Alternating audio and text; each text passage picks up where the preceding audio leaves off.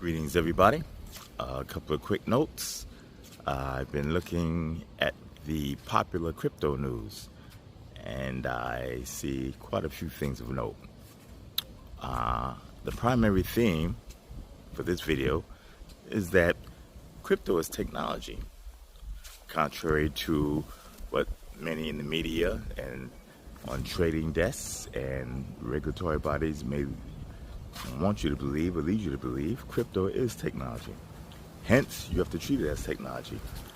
In the technology realm, IP is everything. Okay, and it appears that many are treating IP as if it doesn't exist or it's not everything. Hence, when you build projects and products and services and platforms off of this crypto technology, it would behoove many, if not most or all, to make sure that that technology is not owned by somebody else.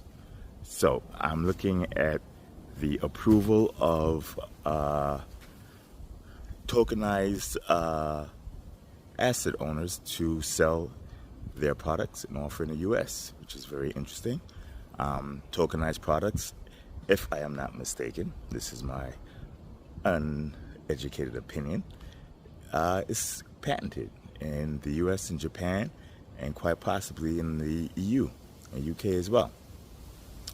That is interesting because if I had to wager, if I was forced to do a binary bet, 1 or 0, I would guess that prudent IP due diligence audit was not done.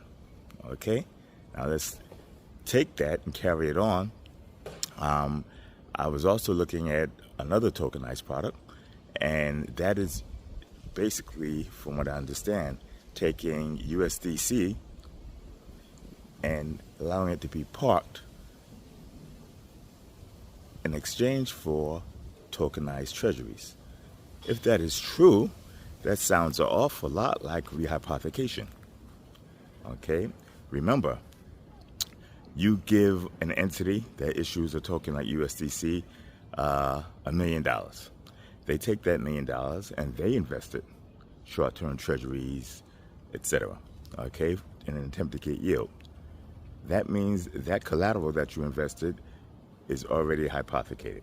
Okay, that collateral is pledged to a loan. Now you get these tokens in exchange. These tokens are not paying a yield. You attempt to get yield on these tokens, and you do that by giving it to another vendor who then takes it and gives you treasuries in return. Treasuries are loans. You took one set of collateral, $1 million, and you lent it twice. That's a problem, okay? And it looks like this cleared the SEC. So maybe I'm a neophyte.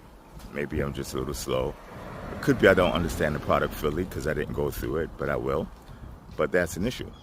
And on top of that issue, I also believe that tokenized products are patented, definitely in the U.S. The vast majority of tokenized products. I guess it really depends on how it's put together. No, very interesting. I'm looking at ETFs. Okay, ETFs, again, Bitcoin ETFs. Bitcoin is technology. Okay, Bitcoin is not a Wall Street product. Everybody rushes to file for Bitcoin ETFs without checking to see was the technology that they're looking to use, was it patented? I don't think any prudent ETF program can be constructed without cold storage. Okay, if cold storage is not used, that ETF program should not be authorized or granted. Permission shouldn't be granted. I think that's a given.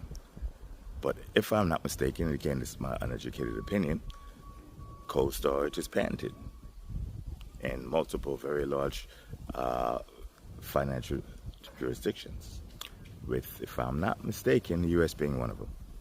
Okay, we're not going to go through who owns the patents, but remember, N-Chain has well over 1,000 patent applications, if I'm not mistaken, and an awful lot of granted patents. I'm not saying that N-Chain is the patent holder, but that's just one example of several. Okay, food for thought.